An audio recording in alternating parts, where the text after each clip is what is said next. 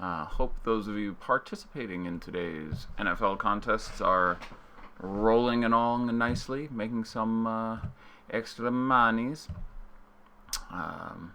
Hilarious that the Cavs are going to now let go of Pat McCaw with his non-guaranteed contract, where he really there's a story there that I'd like to hear someday about how Pat McCaw was like, gee, thanks for those championships and, some sort of recognition as an NBA player, even though I haven't done that much. And he's always been a guy with some potential, but, held out and wasn't willing to sign.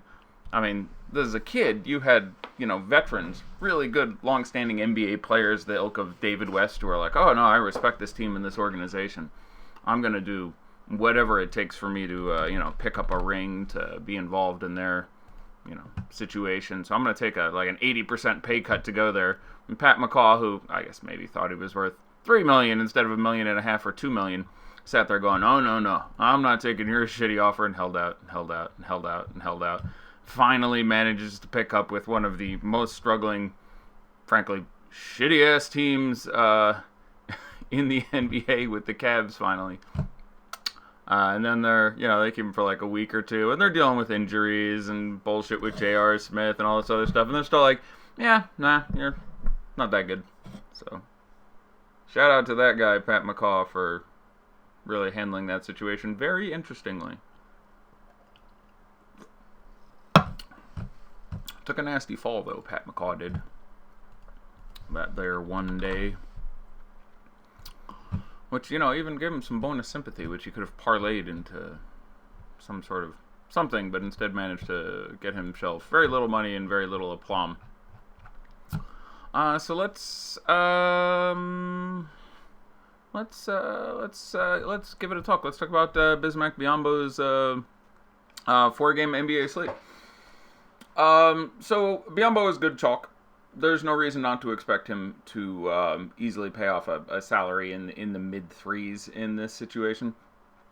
He is simply the vastly superior defensive player for a team that doesn't need a super amount of offense out of its starting center. Obviously, had a very good game last time, and the most likely conclusion here is that he starts again, even on the back-to-back plays, about 30 minutes again, and I have him projected for a touch less than 30 fantasy points, and obviously that's a pretty good smashing at 3,600, 3,700, when all the other value has at least some degree of question associated with it, whether or not it's going to necessarily turn into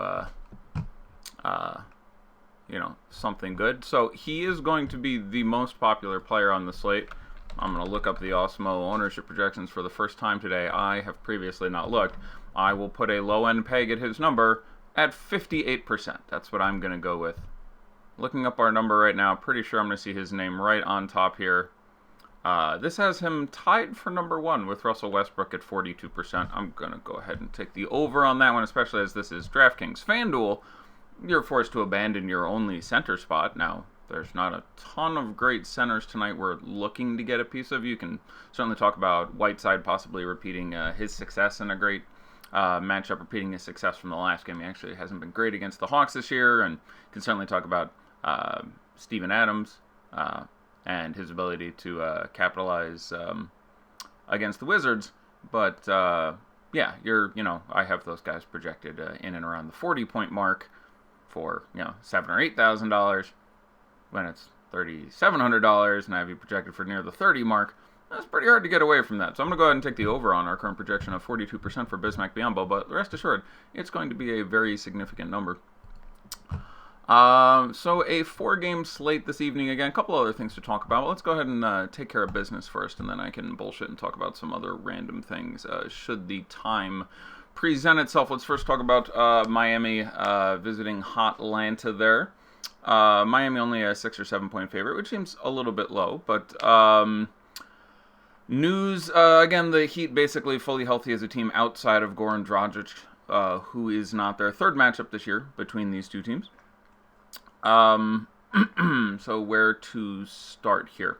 We saw again in the last game that James Johnson is going to get 25 to 30 minutes. I think he saw 28 in the last game with the with that game ending up close. Otherwise, he will frequently see closer to the 18 to 20 range. Sometimes he won't get that second quarter shift. It's still certainly not set in stone, but a play with him would be a play correlated with the starter share. Even at his $4,400 on DraftKings, that's certainly a play I'm going to be more interested in if I also have Josh Richardson or Justice Winslow or John Collins or Trae Young. In the two previous matchups, these were two of Trae Young's best game of the year, including his actual best game of the year. He had 55-odd fantasy points in his first matchup with the Heat, and unsurprisingly was the only very good player on his team. He had, 26 and 15 in that game, I think it was.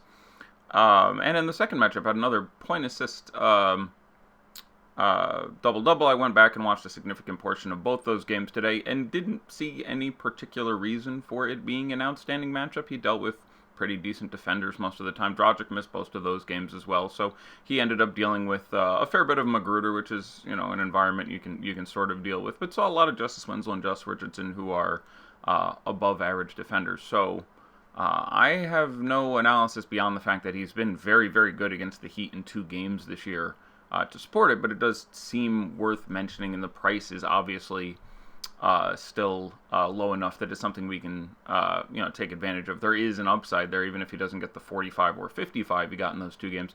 He's been a reasonably consistent producer recently. He has 29 or more fantasy points, I think, in 7 out of his last 8. Again, all my web pages went down a minute ago as I started the broadcast, so all my various notes are missing, but pretty sure 7 out of his last 8 games has been at least reasonably productive. There's still some upside there, so if you are looking for guys on the Atlanta team to run this back with, I guess stepping back for a second first, we are understandably pretty pleased with looking at the Heat here. The matchup, for a 4-game slate, we have some of the really premium matchups for teams we like to go against. We like to take players against the Hawks.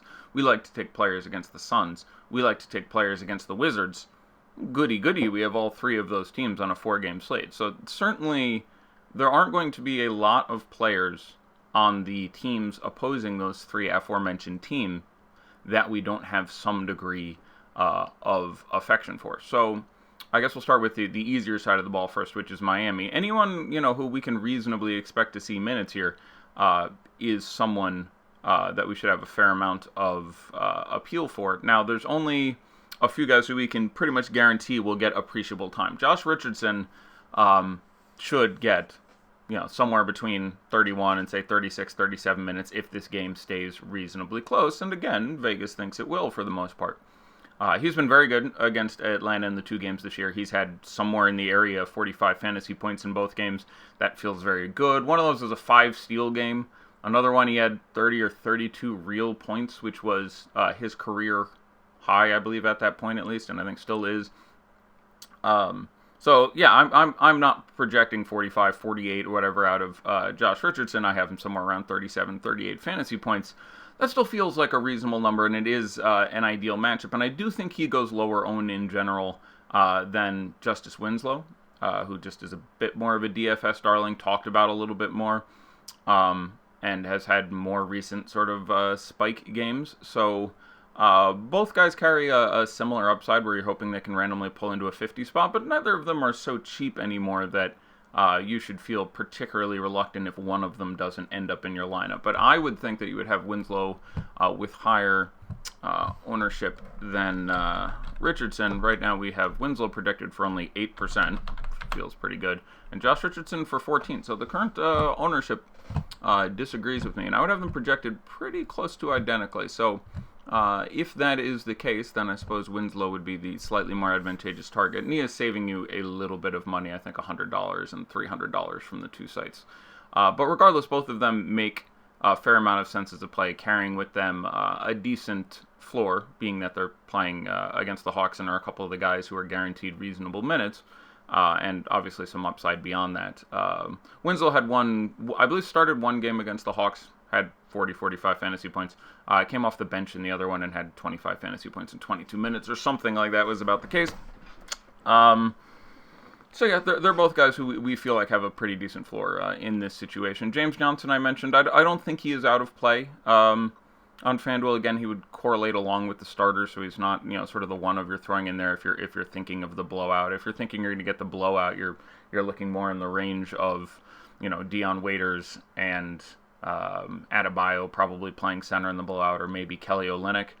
Let's talk about center for them for a bit. Has not been a couple of the disappointing Hassan Whiteside spots this year were against the Hawks, just because did not get as much time as we would have liked to have seen in those matchups. Obviously, coming off a smash spot game and putting up his 50-burger in this last spot, I certainly wouldn't talk anyone out of playing Hassan Whiteside. But I would comment, one, he's not Bismack Biyombo if you're playing on FanDuel, and I have him projected for 9 more fantasy points at about double the cost. But the upside is obviously there. If he gets 30 minutes again and the game stays close, and he doesn't necessarily get 30 minutes if the game stays close. We had one game with him getting only 15, 16 minutes, and that game did stay close the entire time through. But yeah, I think the most likely scenario for him is that he does get 26, 28, 30 minutes, and there is a very big ceiling attached with that. So I don't have a problem if someone specifically wants to go there. I would probably rather play Steven Adams for what I think is a safer floor and a similar upside and a very similar price. But certainly I'm not going to talk someone out of Hassan Whiteside in a GPP against the Hawks. Probably my favorite play from this team is Dwayne Wade. Again, another guy who still carries an upside. You can get, 50 out of Josh Richardson or Justice Winslow, but you can get 40 out of Dwayne Wade, and I'm a happier fan spending $5K than 7 or a little bit more. As we talked about on the last show, when he plays, he basically gets his 25 minutes. Almost everyone else on this team has some degree of variance in their minutes, but he's getting his, 22 to 27 minutes almost every time. I do think there was a conversation with Spoelstra where he said, look, I want to come back. I want to do another year. Don't turn me into, Rodney Magruder getting my 13 minutes. Sometimes that's going to be embarrassing. And Spoelstra was like, that's fine, as long as you keep your conditioning up. But I like Wade a lot at the amount of time we can expect him to get in this spot. Again, you can certainly take shots at Tyler Johnson. Again, I was a much bigger fan of him with Wade out, not just because of a few extra minutes, but also because of the fact that they play a lot of time next to each other on the second unit, and they're not both probably going to be good. Not impossible, certainly, where they both cost about $5,000, but big fan of having one of those guys. It'd be a hard sell for me to get both of them. Especially if you don't have Whiteside. Bam Adebayo makes a lot of sense. He's power forward eligible on FanDuel, so additionally you have strong leverage against people who are playing Whiteside by playing Adebayo, and he's a power forward, so you can play him next to the aforementioned Bismack Biyombo. Don't expect to see enough time for Rodney Magruder. Started the last game, got somewhere around 20 minutes. Wayne Ellington was entirely out of the rotation. Waiters didn't play in the last game, though he would play the entirety of a blowout. So at $3,500 and humorously leading the NBA in usage if you ignore sample size, that's a fun tournament dart, like $3,500 for Dion Waiters. Let's talk about the Heat. Again, let's talk about the Hawks, rather. This has been a really successful matchup for Trae Young, and even with his minutes, trending closer to the 30-32 minute area, we can feel a little safer about him recently. He has been a little bit more consistent, and even though the matchup isn't great, he's certainly managed to navigate it twice this year. So I definitely like some exposure to Trae Young if I'm building a lot of lineups. They announced that Daniel Hamilton will return to the bench and that DeAndre Bembry will start. This doesn't do a lot for me other than increase Bembry's ownership pretty significantly.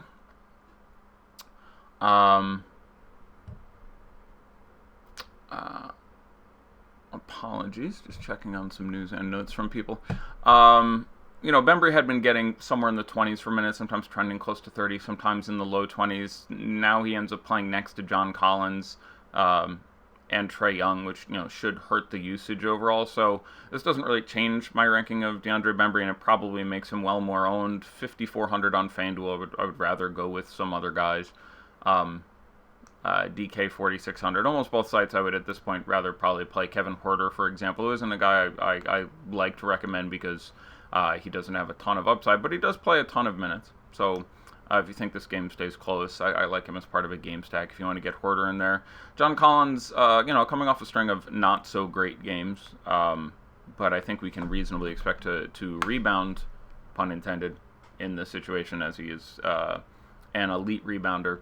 And even with James Johnson back, power forward, a fine spot to go at these Heat if you wish to do so. And $7,100 on DK, a perfectly tolerable price. So that makes a good bit of sense to me. So yeah, for the Hawks, I would do Bembry over Len in a GPP if you felt like playing one of those two guys, especially at their current prices. Jeremy Lin at $3,900 is an absolutely fine piece of tournament value if you want to roll him out there. Doesn't correlate well with Trae Young, so I would separate those two. And yeah, I guess we'll stop there for the moment and move on to Game 2. Obviously, we'll come back in questions should I have missed any of the particular details.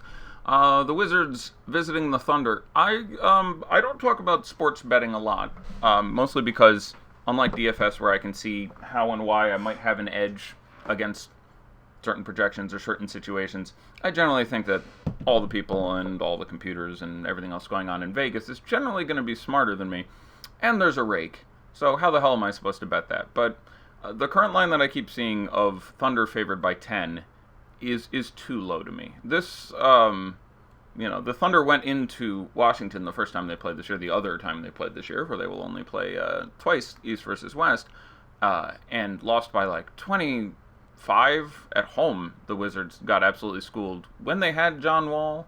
And I'm a firm believer in this Thunder team. They're scrappy. Their defense borders between very solid and elite. They're here in a matchup against a Wizards team that doesn't have a superfluity of talented offensive players. So if they can negate Bradley Beal, which I think Paul George will do at least a halfway decent job on, they should struggle to score. And I just, I will probably place a sports bet this evening, which is not something I frequently do, but I like the Thunder to handle their business by more than 10 against the Wizards for what it is worth. That being said, 4-game slate, we obviously still have to give some attention to plays from this game. We'll start talking about the Thunder. Even if you think they go over big in this situation, you are going to get some production out of several of the starters to get you to that point. Again, you are dealing with Westbrook and Paul George being the only two true mega studs on this slate. And they're both going to be very popular, if for no other reason than the fact that you're going to have nearly ubiquitous Bismack Biyombo out there as one useful piece of value, and once you add a second one, there's just enough money floating around where you find yourself, being like, oh crap, I have $10,000 left over. I'm playing Westbrook or I'm playing Paul George, and both of them are absolutely fine to wonderful in the spot. Again, the Wizards, one of the teams that have, I did a whole Periscope once on how players against the Wizards hadn't been targeted enough, and there were just a number of situations where multiple players on the opposing team were good. So. No need for like superlative analysis here, especially with the lack of other options to go to. If you have the money, Paul George makes a great play. Russell Westbrook makes a great play. They're certainly two of my highest three projected players on this slate, and if I had to play one of them, this is a situation I think I would pony up the extra money for Westbrook. But it does end up being a little bit site dependent, and it's not a big disparity. But if I can only play one of them, probably a little more inclined towards Westbrook. Beyond that, I'm not, whether or not Abrinas is out or anything, I'm not playing Turd Ferguson, I'm not playing Hamidou Diallo. I would very strongly consider Dennis Schroeder as strictly a tournament option, but a guy who still can hit an upside with a fair degree of regularity in a matchup we obviously like.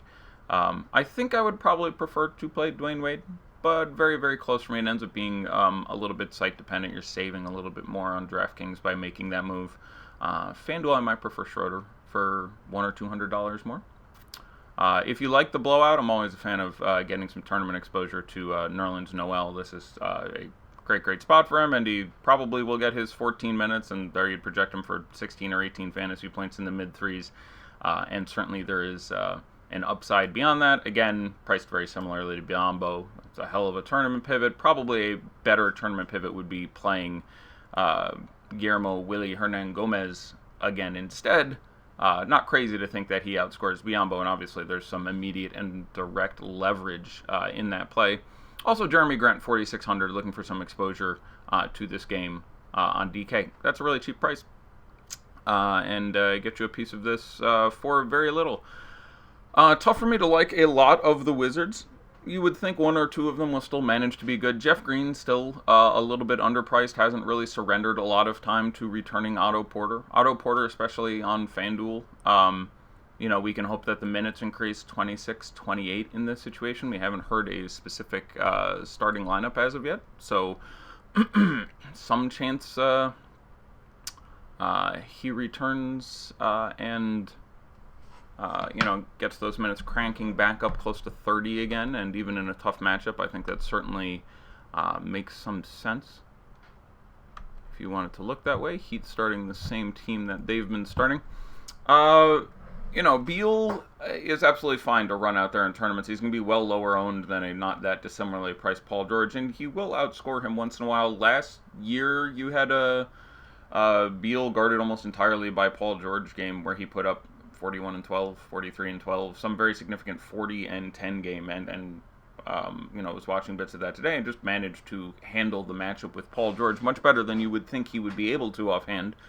So I don't have an issue there. I think George is a better play points per dollar. I think Devin Booker is a better play points per dollar. I think they'll both be higher owned as well, though. So certainly a Bradley Beal with so much of this team missing play is never going to be out of play in tournaments, where even in tough matchups, when you remove all these other pieces around him in Washington, he's managed to put up 50, 55, 60-point games. And especially on a 4-game slate, I would not try to talk anyone out of Brad Beal.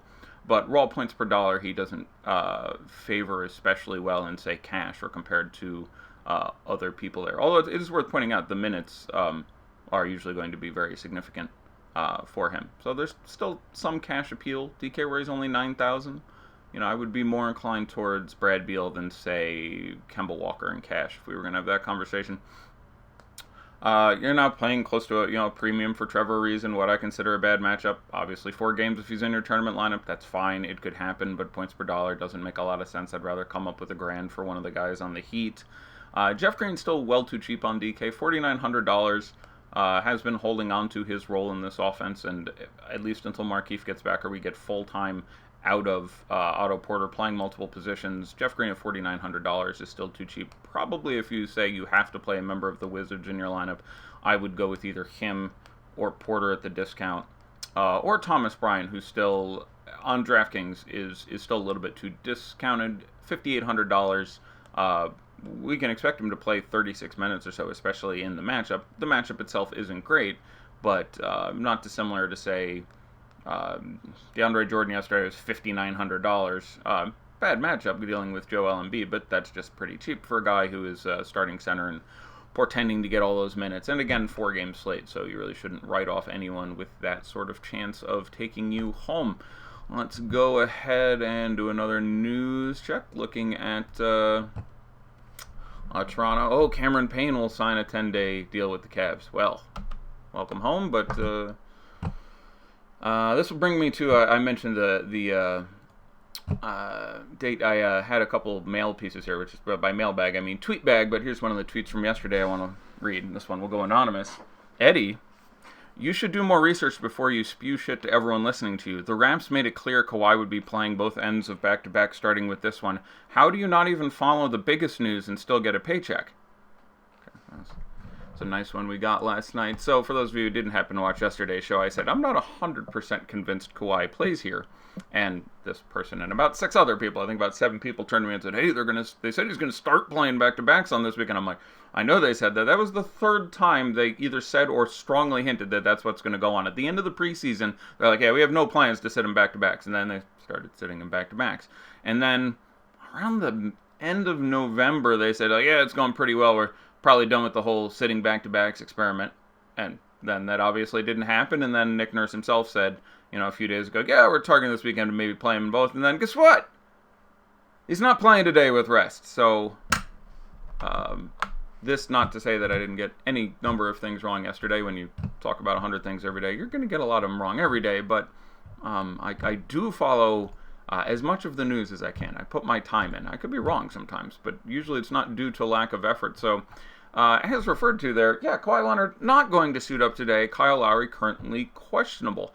As I've said many times this year, Kyle Lowry is very dubious fantasy play when Kawhi Leonard is out, and has been the stone cold nuts when Kawhi Leonard is not playing this year.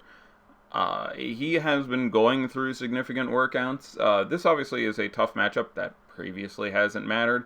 In the event we get news that Kawhi Leonard is playing, that Kyle Lowry is playing, especially as we get closer to lock, he'll probably be my favorite tournament play on the slate.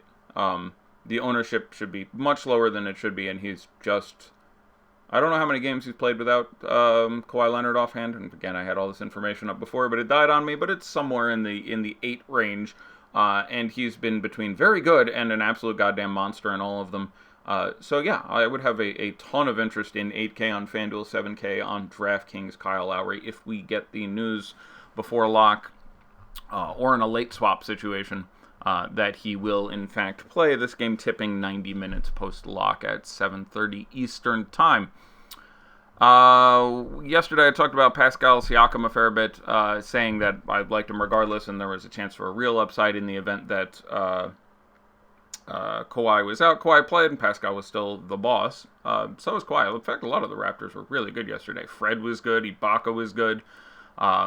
A lot of those guys really put up very decent numbers against the Bucks. Fred was good. Ibaka was good. Pascal was good. And Kawhi, obviously, was very good. Unexpectedly, a lot of the tournament-winning lineups had...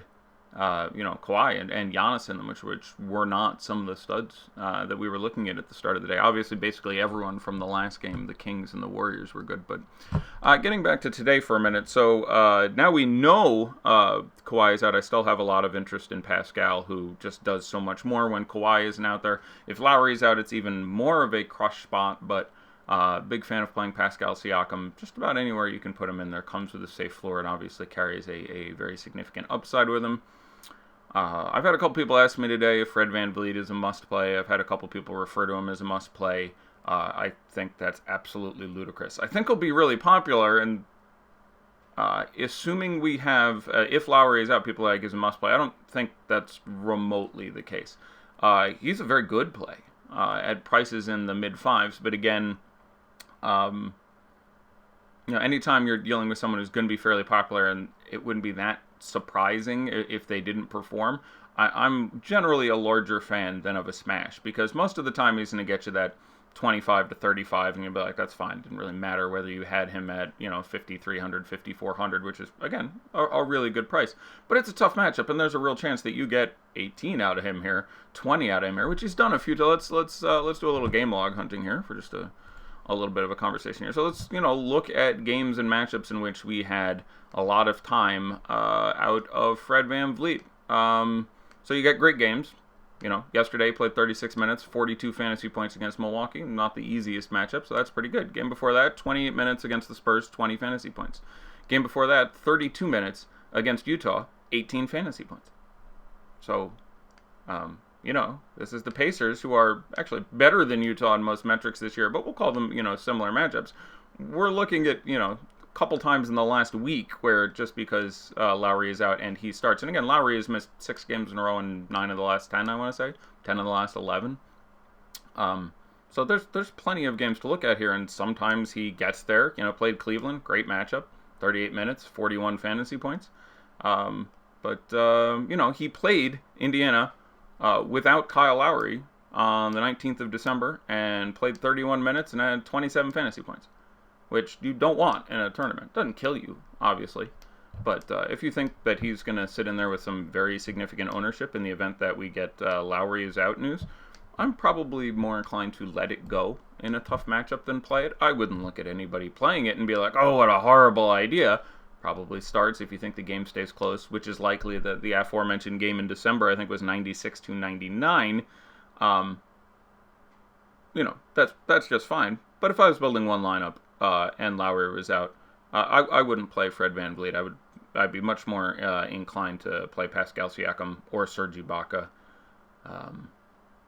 I'd probably be a little more inclined to play Norman Powell, to give you any idea. So Norman Powell also can obviously turn up with nothing, but again, priced closer to the minimum. He's in the 3s on both sides. I don't remember the exact numbers, but with both Lowry and Leonard out, is going to see 26 minutes. That makes him pretty attractive to me. I would much rather play him than OG Anunoby. I think people will play OG Anunoby. OG Anunoby is just not a good fantasy basketball player. That doesn't mean he can't have an upside. You can get a game like, say, Jalen Brunson last night, who got more minutes and was very, very productive in an unexpected spot. So maybe you get the OG game. Well, last time he was projected to be the starter in one of the games with Cleveland or something. He had basically like his career high in points and had like 22 fantasy points in the first quarter and ended with like 30. He's not good. And again, looking at his game log, last game, 17 minutes, 4 fantasy points. Game before that, 18 minutes, 3 fantasy points. Game before that, 18 minutes, 12 fantasy points. 21 minutes, 12 fantasy points. 23 minutes, 12 fantasy points. Game before that, 25.5 minutes, 23 fantasy points. Game before that, 27 minutes, 11 fantasy points. And then the Cleveland game with 22 minutes, 32 fantasy points. But, you know, one of the things you are looking at here is, again, what are the chances of a resounding success and what are the chances of an abject failure? I don't think he would get that popular because, again, he's not that good at basketball. So certainly you can fire that bullet and hope you pull 25 to 30 out of him. But I think your most likely conclusion is 16 or 17. I would be more inclined to play Delon Wright or Norm Powell or even Danny Green, guys who give me a better chance of hitting a relevant 30 number that would get me there in tournaments. Yeah.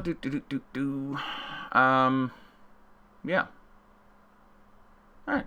So we'll move on from that. The Pacers, again, going into Toronto, not the greatest spot. Again, the pending news with this team, you have Miles Turner, who was really bad last game, had something to do with a shoulder issue. Unfortunately, I liked him a lot in that game, but between the busted nose and the shoulder issue, getting used to the mask and all that was dreadful in the last game.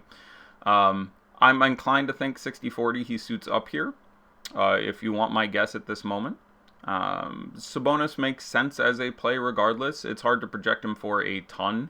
Wasn't tremendously good in the matchup in December, for example, but at $7,000 on a 4-game slate, no issue with you putting Sabonis in any lineup right now. And in the event that we find out Miles Turner won't be playing, well, then becomes a legitimately very strong play. His projection for me would move from like 31 fantasy points to about 38, and at 7,000, I think 6,800 on DK.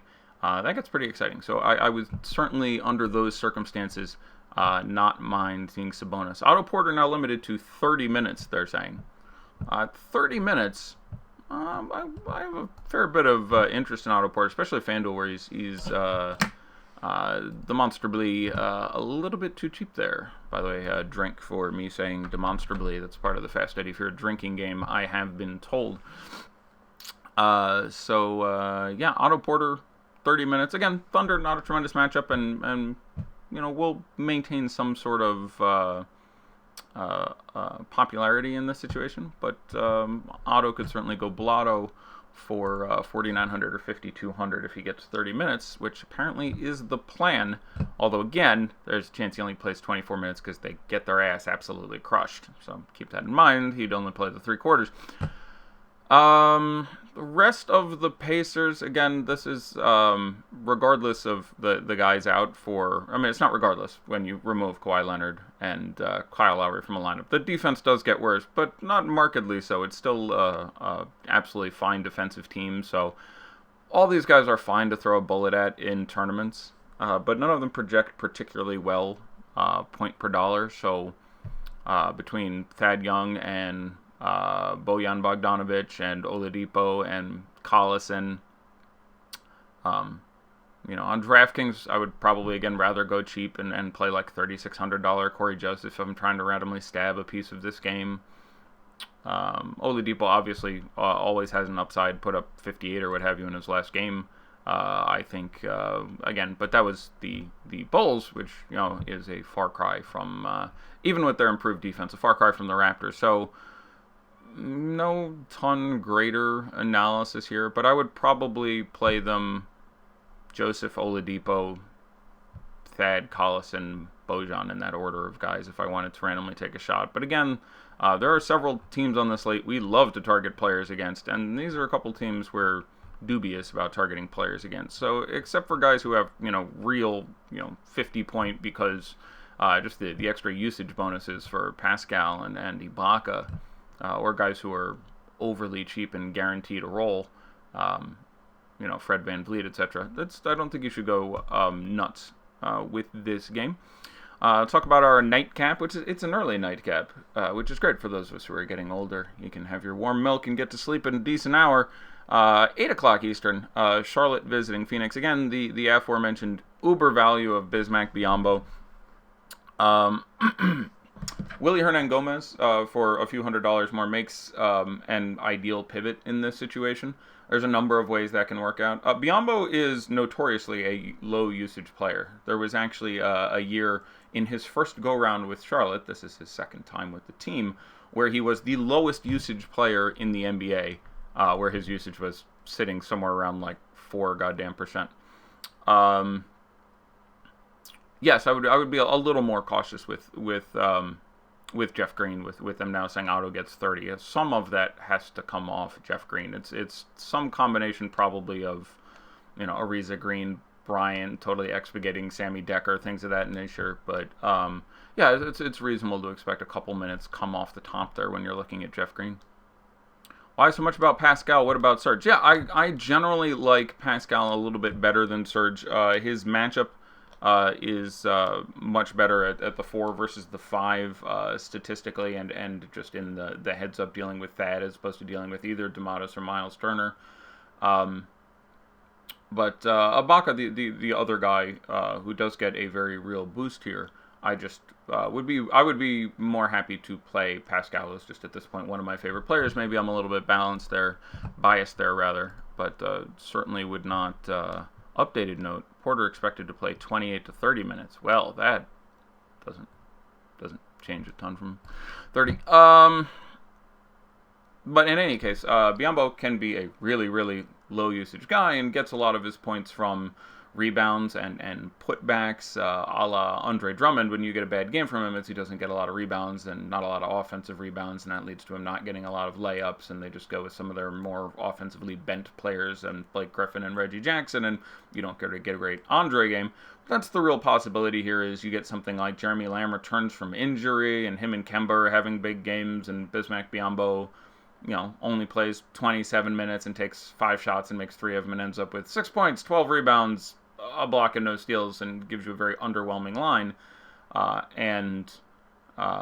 Hernangomez is actually a very good offensive player, and even in the limited 16, 18 minutes he's seen in these last couple games, one starting, one off the bench, is putting up, a little bit north of a fantasy point a minute, and that's something you can expect out of him. So, obviously, you have a big upside possibility of Biyombo turns an ankle or gets 2 fouls in 3 minutes, dealing with Ayton or dealing with Booker crashing into the lane. So, if you're looking for a cheap pivot off Biyombo for leverage reasons, and because he's just a fine play in his own merit at around a 4K price, Hernangomez would be the first place I would want to pivot there. If Lamb is out again, I would still play Graham over Monk pretty happily. If Lamb is in, I probably don't want to play Lamb because I seriously doubt he would get the full load of minutes. And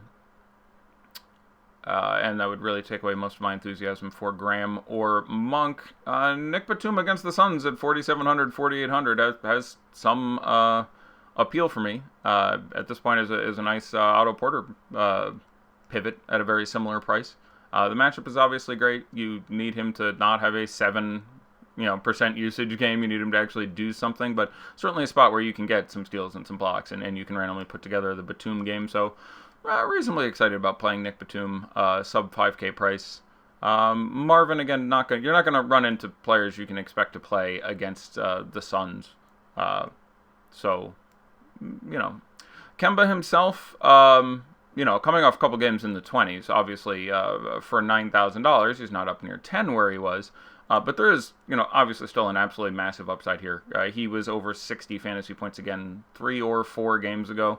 Absolutely no reason that couldn't happen again here. And I expect the ownership to be suitably low and to have him come in behind guys like Beal and, with how popular Westbrook is, certainly makes an interesting pivot. It is worth pointing out, however, the Hornets, again, did play yesterday, so there is some concern there. The two teams on the back end of a back-to-back are the Hornets and the Raptors. The teams on the front end of a back-to-back all played in the early slate, which was a great early slate in which you had Zubac starting, and though the Lakers got messed pretty good, but The Nets, the Lakers, and the Orlando Magic all play again tomorrow. Just totally irrelevant for the main slate we're talking about here, but the Hornets and the Raptors are on the back end of a back-to-back. No one is on the front end of a back-to-back playing in this main slate. Yeah, we'll move on. Let's talk about the Suns for a little bit here. Melton, again, getting his ceremonial start, if you would. Certainly not out of play on a 4-game slate, but upside seriously capped there, and there does appear to be a lot of better value. I'll like McCall Bridges in tournaments at 4,200 as long as he keeps getting his 30 minutes or so. He will fall ass backwards into the points at some point. The pace here is something we really like. He's, 2 out of his last 4 games, he was dreadful. 2 out of the last 4 games, he had like 28 fantasy points. $4,200 is still a risk that's worth taking. TJ Warren is still objectively too cheaply priced. Strong cash play and absolutely fine to play in tournaments. And, this entire Suns team burned everyone and looked about as... I felt bad for trusting them. But in their game the other day against Clippers, the whole team was, oh my God, so bad. So hopefully that keeps the ownership down a little bit. Again, we'd rather target against them than target them, but the matchup with Charlotte is not overly imposing, and hopefully everyone's ownership is dropped down a little bit.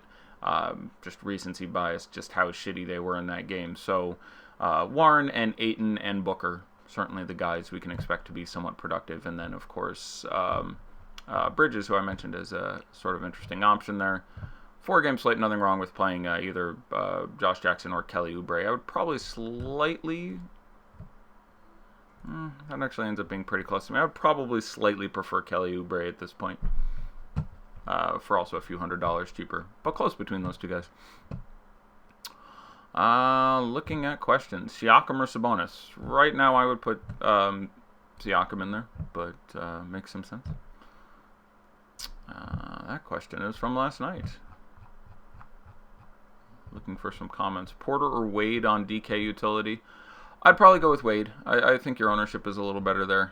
And again, you have Wade dealing with the Hawks and Porter dealing with the Thunder, so I feel pretty good about going that way and at what I think would be lower ownership. Ooh, we updated our projections, and Biyombo moved up by a percentage on Westbrook, so we now have Bismack Biyombo on the top at 43%. Russell Westbrook second at 42%.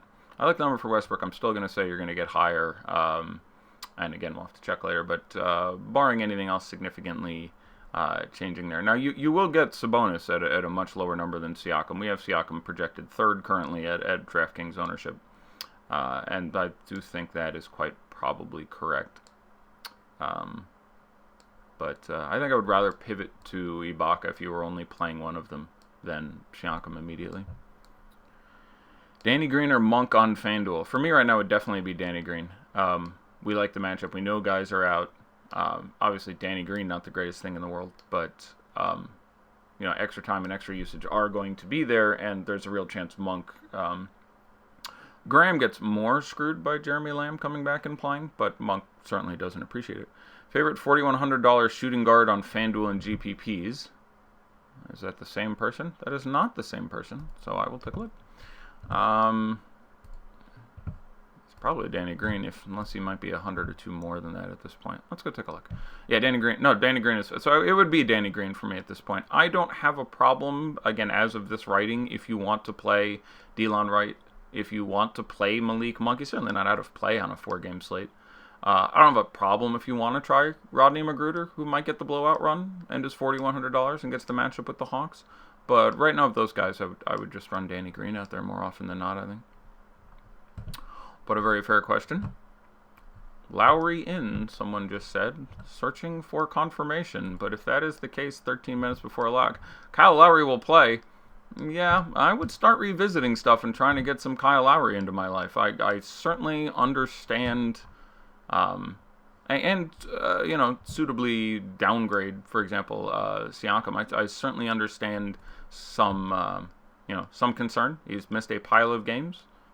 Maybe he doesn't get his full time, but on a 4-game slate, there are very few edges to be had, put mildly. And if you think this is a spot where you can very reasonably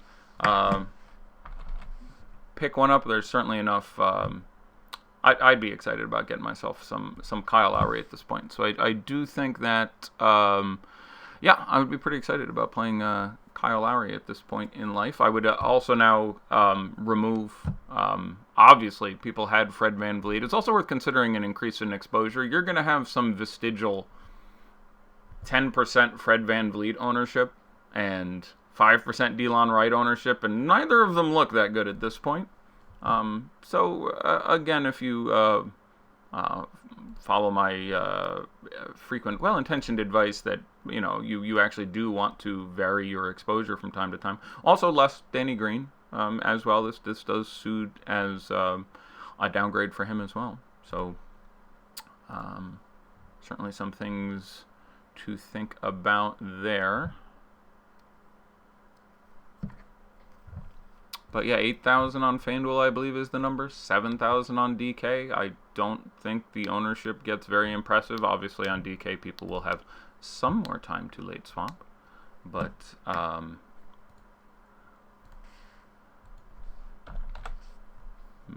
yeah, trying to make some sort of reasonable ownership projection, but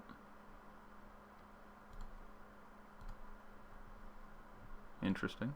So yeah, go ahead and give me your Kyle Lowry-based questions at this point. But a bit of a downgrade for everyone else we're talking about here. From it's a significant downgrade for Fred VanVleet, who's almost out of play at his price, especially when his ownership will be more than it should have been in this situation.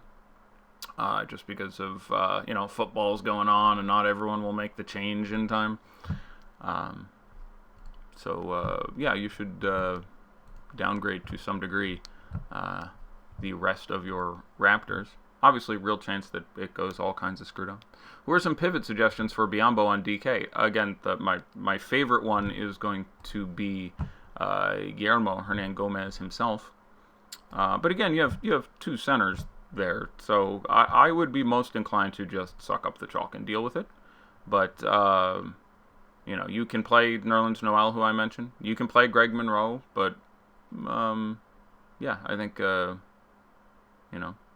you can hope for news that Miles Turner won't play, and hope to play Kyle O'Quinn at $3,000. Just certainly something you can do. So something else to keep an eye on there. Looking for additional questions. Corey Joseph or Lynn on FanDuel? Yeah, I would probably rather play Jeremy Lin at this point. Winslow or Richardson? I think I would rather play Josh Richardson, but very close. They project very similarly. Their ownership, again, we apparently have Richardson projected higher in the Awesemo projection rankings, who are correct on this more often than I am when it comes to ownership, certainly. So I would just generally want the one who is lower owned, but they're both going to be within a few percent of 10%. And raw projections come in pretty similarly. I think I will stick with Josh Richardson barely, but no, certainly strong take toward that inclination. So.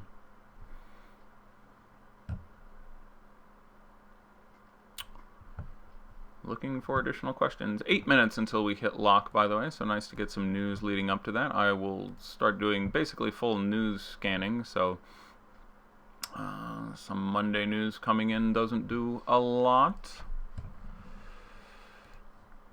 Auto is blotto.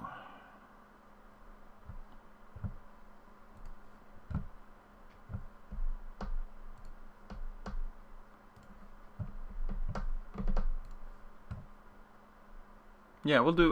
We can do a couple other mailbag things after we get through lock. So I'll hit that at 6 p.m. We'll do some daddy like and talk about a couple other things. But yeah, that's fine. We can certainly do that. What do I think about Kelly Olynyk? Yeah, I have. He's in my notes to figure out why he played so incredibly few minutes in the last game. I don't think there was any significant foul trouble there, so I think it was just a rotational thing in a close game with Washington. But it was definitely concerning to see him after like 9 of his last 10 games above 20 minutes. Randomly picked up 7 minutes there. I think if I'm trying to go a little fun there anyway and quasi-pivot leverage against Whiteside, I'd be a little more inclined towards Adebayo anyway. But,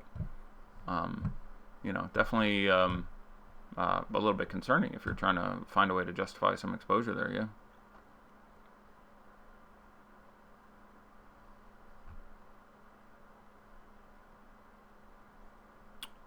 Yep, nope, looking looky for news.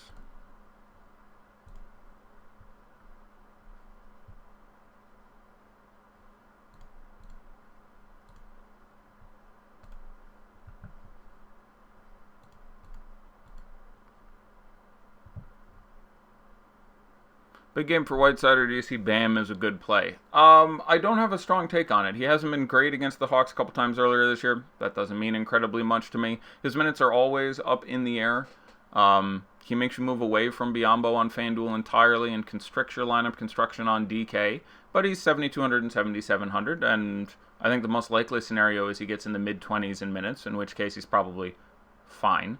And carries with him a giant upside, especially if he plays 30 minutes where you can get 50 fantasy points. And on a 4-game slate, he's very much in play. I would probably rather play Steven Adams, just rather than coming off the big game Whiteside.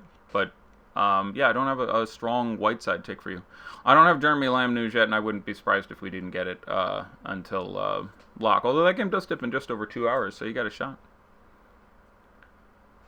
Fred VanVleet likely to start for Kawhi. Well, that would be a smarter play for them. All right. Well, that makes you happier with the minutes. Obviously, it should really get you off your Delon Wright, OG Anunoby if you were thinking about going there. It's a bit of a downgrade for Pascal. But that's interesting. It'll be interesting to see what they do with the rotations at that point, because someone's gonna have to back Kyle Lowry up, who won't even necessarily play his full minutes. I'm trying. One of the many things I'm looking for right now is trying to find anything about Kyle Lowry minutes in this situation, because if they say he's gonna get he'll only play 24 minutes. Let's see, Ryan Wolstadt for the Toronto Sun says Lowry will be eased in a bit, but it doesn't sound like there will be a minutes restriction.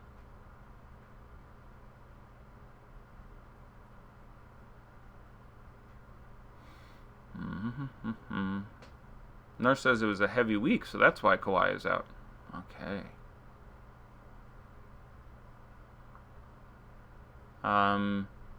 So Lowry will be eased in a bit, but doesn't sound like there will be a minutes restriction. So weird. I don't understand how you ease someone in. I don't understand how you ease somebody in, but don't have a minutes restriction. Like, have them play less? Is that the... I don't know quite how that works. Just,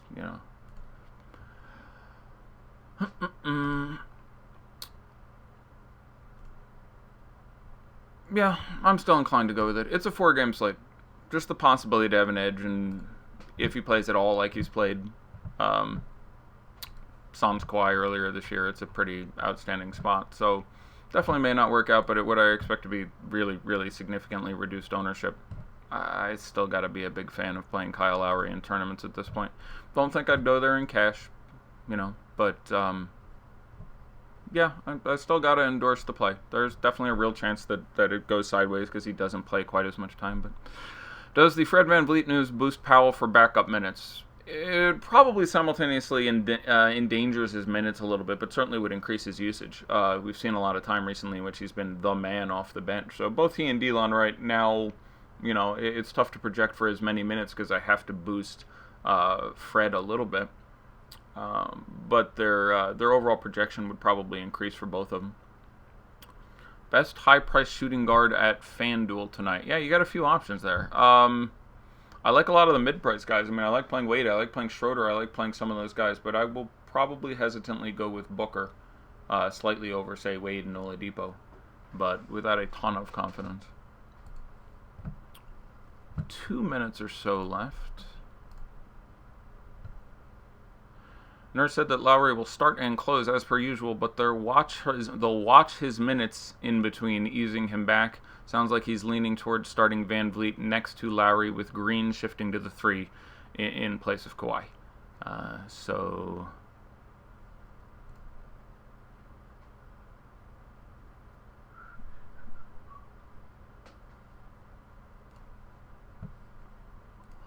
So yeah, there's some concern there. I would still be inclined towards it just to get a guy with some sort of upside, but I think it means that even in a close game, Kyle Lowry was playing like 38 minutes. I think now if the game stays close, which we expect it to, he plays 32 to 34 minutes. I still have a lot of interest there. But that is my best take on all the news I'm finding at the moment. But we'll close. Strange to run him out there next to Van Vliet if it's your plan. Any free square plays tonight? If there was one, it would be Bismack Biyombo. Favorite high-end center for a GPP on FanDuel? It's probably going to be slightly Steven Adams over... I'll go Steven Adams, but only barely over both Whiteside and Ayton. I don't think you can Miles Turner at this point. He's got a jacked up shoulder and a jacked up face and may not even play. That's a few too many things wrong with a guy for me to want to give that a try. Down to about 30 seconds.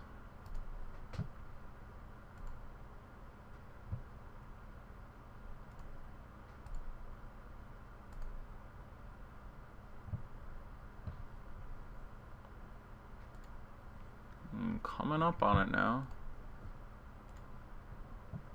Expected to have his minutes monitored. You love that news that doesn't mean anything.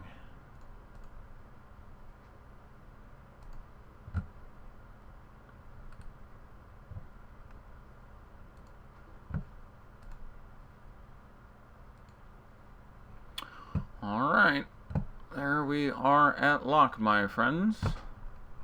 Go ahead and take a look at ownership, answer a couple questions on any topics anyone else has to answer about us. Kelly Oubre an option. Yeah, $3,800. I have no option. I have no issue with Kelly Oubre. I think he's still going to play 20, 22 minutes, but I don't hate the matchup, and the ownership versus the upside math certainly works out reasonably for me. Let's get back into DraftKings now. Let us see what we can find. All right, the 250K Big Jam. Find a thesaurus. Let's go ahead and take a look. Downloading some ownerships there. All right. I have to imagine you're going to have a couple guys around 20. Let's see what we have here. All right, here we go. Number 1, John Collins, 21.75%. Again, these are DraftKings ownerships at 7,100. That makes sense. Daddy likes that. I really wouldn't have much issue with that number. So that feels pretty good. I wouldn't feel bad if you have John Collins. 19% DeAndre Bembry. Again, it's DraftKings ownership. So again, the price is a little more tolerable, but I wouldn't project him for any more. I would project him for less if I thought it was the same minutes. But he's averaging 25, 26 minutes. Sometimes you get 22. Sometimes you get 28, 29. I'd put him in the middle there. Since he's starting, probably have to bump that closer to the top there, so maybe 29, 30 minutes. But the usage and the production should come down a touch, so it wouldn't change my projection a lot, and his ownership tripled. So Dwayne Wade, 18%. I would obviously prefer that. Trae Young, 17%. I like that. Kevin Huerter, 16%. That's fine. Hassan Whiteside, 15%. Yeah, that feels pretty good for me. I feel pretty good at 15%. I think I'd probably want to be north of that number. There's enough of a ceiling there for Whiteside, but wouldn't feel terrible if you ended up being under it. Justice Winslow and Josh Richardson, 14.79 and 14.19% respectively. I got it right. Justice Winslow was higher owned by 0.63%. So, which I expected to be the case, but again, I haven't projected almost identically, and with even ownership, best of luck to you. James Johnson, 10.65%. Okay, Jeremy Lin, 8.7. Feels good. Dwayne Dedmon, 7.4. I like that in tournaments on a 4-game slate. Bam Adebayo, 6%. I like that in tournaments on a 4-game slate. Alex Len, 4.6. Sure. TJ Tyler Johnson, 2.7. Sure. Kelly Olynyk, 1.8%.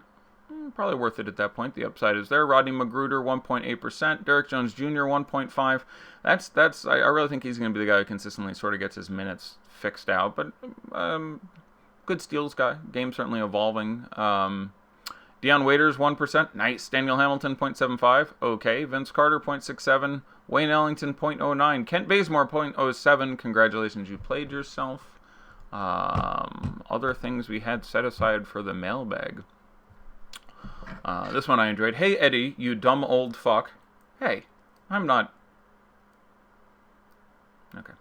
I switched off Drummond to Blake because of you, and of course you fucked me. Don't know why I still listen to you after 3 years. I never win, and it seems like everyone else does. Well, that's a lot to unpack. But a few things I want to say about this, because I do think having a good state of mind for DFS is important. When we saw the unbelievable play the other day in that phenomenal Golden State-Houston game, where we had Kevin Durant run out of bounds for 20 feet and then save a ball with his third step and somehow be considered in bounds, that was little crackers. What was most impressive to me about it was the fact that when James Harden then went off and made his incredibly difficult shot over Clay and over Draymond, was the fact that he didn't let it faze him. Like, I'd have lost my shit. If I was in that game and I saw Kevin Durant literally run 2 feet out of bounds for a few feet and save a ball and then have Steph make a shot to go ahead, I'd have been apoplectic. I would have been involved in a paroxysm. I enjoy vocabulary, but I'd have been out of my fucking mind. James Harden calmly went out there and just nutted up. And psychological temperament, can really help you with your DFS. So a couple things on this comment I want to say. First off, I feel for this guy. When you are in your gut, I think a lot of people, especially casually people, would not be disinclined yesterday to look at the prices for DFS, for example, and say, whoa, $7,900 Andre Drummond. Oh, that's pretty exciting. I'm looking forward to doing that. And then I say, well, this and that. And then you don't play him. And then he goes absolutely off in the first quarter where he had 25 fantasy points. And you think, Christ, I want to play this guy all day. Why did I listen to that dumb old fuck and change my play? I'm sympathetic for that. That's really, it's my job to help you. And if I'm not doing that, I get that bugging someone. So I feel for the guy is the first thing I want to say. Second of all, I never win, it seems like everyone else does. Well, that's where you're largely wrong. DFS is hard. It's really hard to be profitable at. I don't know what never mean does, but it seems like everyone else does. That's quite simply not the truth. If you want to round up extensively, maybe, and you take a short period of time, like 10% of people are winning at DFS. That's not most. And it's a tough go for people in my line of work, because if you do your job exceptionally well, most of the people listening to you still fail over any reasonably long time frame. There's been a couple times, preseason, postseason, just a really great week, where I feel like, 60% of the people listening to me, whatever that might mean, are profiting over the last few. Like, I feel great when winners are outnumbering losers for any extensive period of time. But over the course of the year, I'm going to be pretty ecstatic if 35% of the people listening to me are winners, which would still mean they're going to be outnumbered by losers, 2-1. So that's a rough go. But saying it feels like everyone else does. One of the hilarious things, one of the reasons that we have a lot of celebrities who aren't good and touts who aren't good is the fact that you can't tell how much someone loses, you can see how much they win. So we have people who play $50,000 a night, $100,000 a night, and you can't tell at any sort of casual glance, and even usually with most of the data available to you, if a guy who won $2 million this month wagered $1.5 million or $2.5 million. And that's the difference between being an incredible winner with an ROI of 33% and a really, really shitty loser with an ROI of 80%. Or an ROI of negative 20%, I guess is the better way you'd put it that way, but making back 80 cents on the dollar. A guy who lost $500,000 in the last month. You can't tell the difference. So, and this is something, touts talk about to other touts, and we talk about in the locker room more or less, which is just about, it's hilarious people think this guy is good. This guy is fucking terrible, but he just has some money and doesn't mind throwing away some money, so he looks really good, and he wins $10 million a year, but he loses 12. It's one of those things. Yeah, a lot of talk about the last game. Yeah, I mean, I spent, any given show is really tough. But again, and my biggest answer to this guy I switched to Drummond Blake because of you. He wrote this to me after the first quarter. Drummond had a monster first quarter, mostly because Rudy Gobert played 2 minutes, got 2 fouls, and went out, and Drummond scored 25 fantasy points in the first quarter. That's more than he scored in the rest of the game. He scored 20 in the rest of the game, which, again, he was covered appropriately for it, and, I think most of the time I had him projected for 34. He ended up with 45, but he had 20 in 3 quarters. I still think 34 is about the right projection for him. He played that game out 1,000 times. But Blake had like 60, didn't he? And that's just, DFS can be overthought a lot.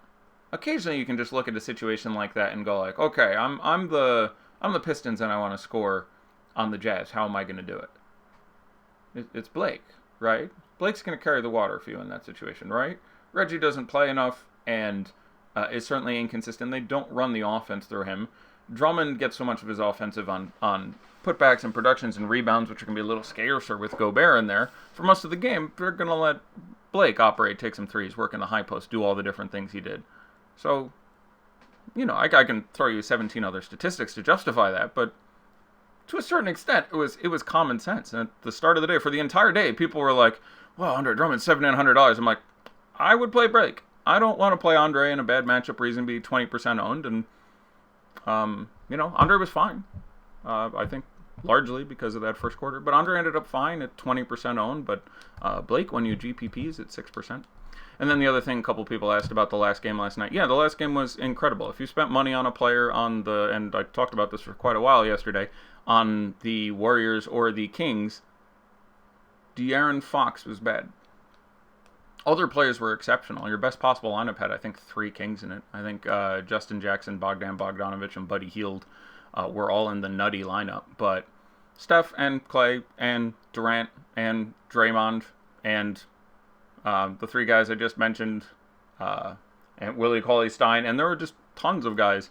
The only guy who you spent any sort of money on who wasn't good in that game was De'Aaron Fox. So again, if you ignored everything else, I spent a good 10 minutes talking about that game, going back, let me talk to you about these 2 teams against each other and what it looks like, and here's the last 10 games for each of these guys in this matchup. So if you ignored everything else and just played a lot of dudes from that game, as long as one of them wasn't De'Aaron Fox, you won everything.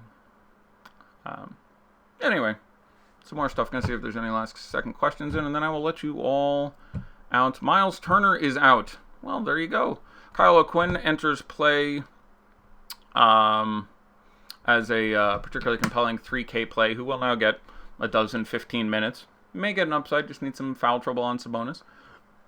But not a ton else changes there. Slight boost for Thaddy Daddy as well. But 3K Kyle O'Quinn now makes some sense.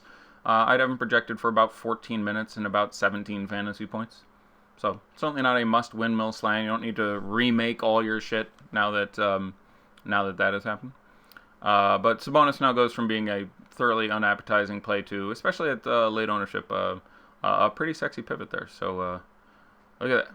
That's pretty funny. I just saw this DraftKings lineup I'm looking at update. It says 2-0 Atlanta at 11:59 in the first quarter. So I'm presuming that's a typo. Otherwise, somehow Trae Young managed to score a bucket 1 second into the game. A 2-point bucket also. So I'm going to guess something is a little fluey there. Anyhow, that is it, my friends. I will be back tomorrow, I believe, along to Jesus, Trae Young. Do your work. Okay. Now it says Trae Young has 5 points, including a three-pointer 40 seconds into the game. You do you, Trae. I'll be back tomorrow, I believe, alongside Josh Engelman. Send me some tweets if you have any further questions, comments, or if you just like to curse me out for fun. It doesn't bother me that much and seems to make some of you very happy. So with that, I am Fast Eddie Fear. Best of luck in your contest.